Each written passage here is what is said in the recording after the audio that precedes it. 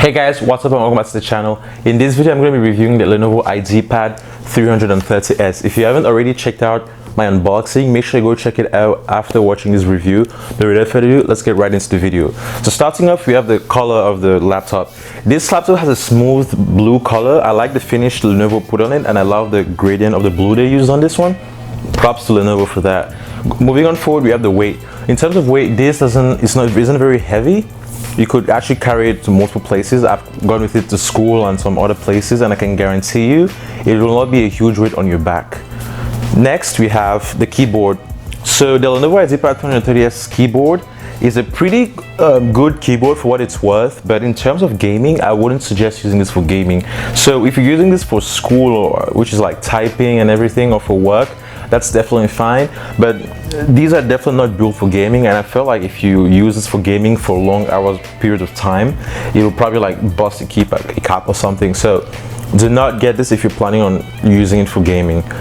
Moving on, we have the trackpad. So the trackpad on this laptop is pretty good, but the one thing I realized is after pressing it a lot for some time, it starts to go down. I hope you can understand what I'm saying. So the trackpad, if you can see, goes down a little bit after like pressing it for a lot of time. So just consider that as you're getting this. If you're not really like a trackpad person, then a mouse will be best if you want to keep the trackpad at what it is, because I like to press the trackpad when I use it, and pressing it a lot creates that small crease or something.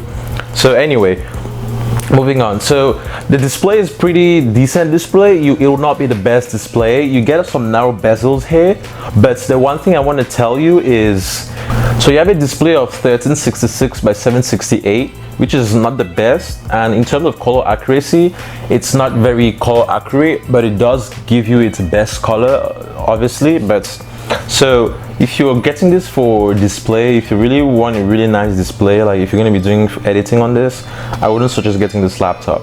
And speaking of editing, the specs of this laptop, it has 4 gigs of RAM.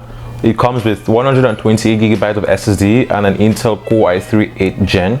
So speaking of gaming wise, I would not use this laptop for gaming, because this laptop will not support like really demanding games. So games like CSGO, for example, should be able to run fine on this one, but I would not suggest playing games like Fortnite and other stuff like that. So only games that don't require too much. If it requires a lot, it's not going to give it to you that. And it doesn't go any higher than 60 frames per second, just letting you know. And next, now we also have the front camera. The front camera does come with 2 mics at the side of it, but the front camera, you won't get anything more than 720p 30 fps. So if you're going to be using this for FaceTiming, that should be fine for you, but it's not going to give you the best quality possible. And let's take a look at the hinge. So the hinge of this laptop is pretty good. You get like a full 180 degrees, so it can actually bend pretty straight. And I feel like the hinge can definitely last you a while, because I've had this for a couple of months now, and Lenovo does do a pretty good job. And now let's take a look at the ports here. So on the ports, we have a AC adapter where you connect to electricity. We have HDMI, we have USB, we also have USB-C and a headphone jack, and with small LED that says when the laptop is on or off. And on the other side, we have an SD card reader, another USB port, and another port which I do not know about, sorry. And moving on, we also have the speakers. So these have 2 speakers, a left and right speaker. They are loud, but it's definitely not the loudest, because I mean I've heard stuff much louder than this one, but it's pretty loud for what it's worth. And the fans here do work quite well, but at some point, if you're using it a lot, or if you're using up the CPU a lot, you will start to hear the fans, and it's not very loud, but you could definitely hear the sound of the fan running. And also we have the battery. This laptop right here will only last you 2 to 3 hours. It does support fast charging, so you could charge it in like an hour or 2, it should be done, but it wouldn't last you very long.